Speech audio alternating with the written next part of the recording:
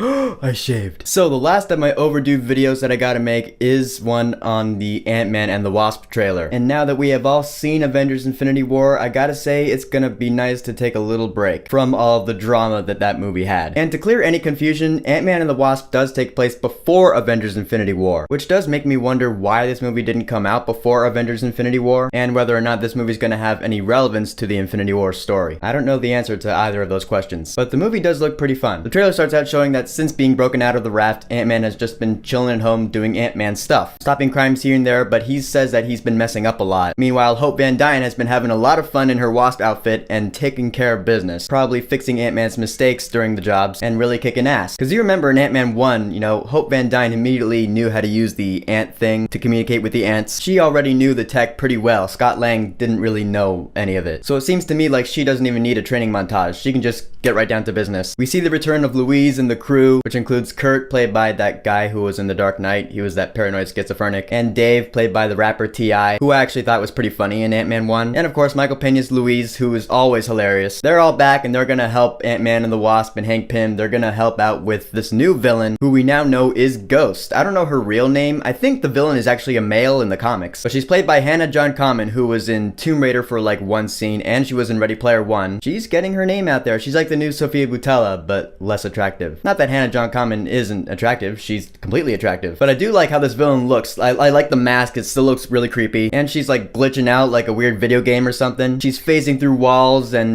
doing the weird like, Twitch thing. Make that a gif, me going like this. But Louise is breaking it down. She stole some of Hank Pym's tech. So does she know Hank Pym? Is there a reason she stole his tech in particular? Was he working on something that allowed people to phase through walls or whatever? I don't know about her wanting to take over the world. Spoiler alert, she doesn't take over the world because this movie takes place before Infinity War. And in Infinity War, the world was not taken over by this villain Ghost. So yeah, the villain does not win in this movie. But that's not what this movie is about. It's about Ant-Man and the Wasp and, them growing together as a team, and romantic interest, because they kiss at the end of Ant-Man 1, for those of you who forgot. Can we talk about this ant that's playing the drums? The giant ant that, grew giant at the end of Ant-Man 1. Now this ant is playing the drums? That is way too ridiculous for me. I'm sorry. I thought a building shrinking in the teaser trailer for this movie was really ridiculous, but I'm sorry.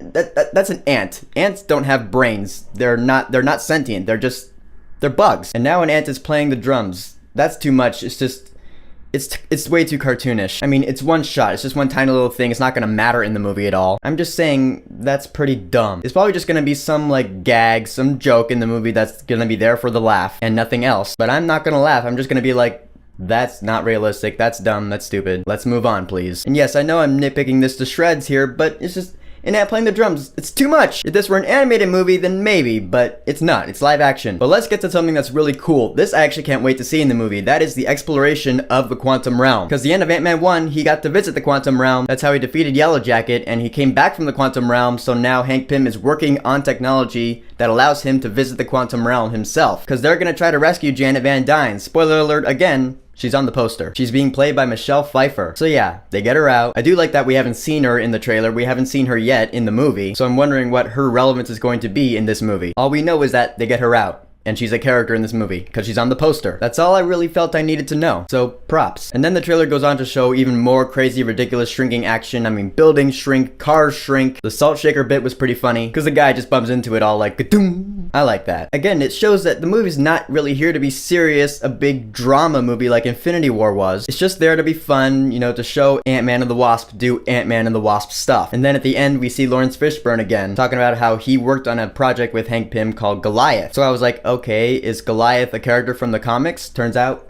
yeah. I don't know what Goliath did. Apparently he grew, bigger like Ant-Man did in Civil War. And I laughed at the measuring contest that he had with Scott Lang. How big did you get? My record, 21 feet. You? 65 feet. 65. If you two are finished comparing sizes, 65. Ah, those measuring contests that guys have to have. First Star-Lord and Thor, now this. So yeah, Ant-Man and the Wasp looks really fun. I like the villain. I think she's gonna be pretty cool. I don't know if she's gonna be like a good, deep villain like Thanos, for example. She's not. But powers-wise, I think she looks really cool. Because it doesn't look like she knows how to control this power. She's just, going with it. And that'll probably be her undoing. Maybe. I don't know. But I'm treating this like Solo. It's just there to be fun, but it's not really relevant. But not every movie has to be relevant in order for me to enjoy it. I can still kick my feet up and have a good time, and I'm planning to with Ant-Man and the Wasp. So the new trailer for Ant-Man and the Wasp, have you seen it? What did you think about it? Whatever you think, go ahead and leave a comment. And don't forget to subscribe.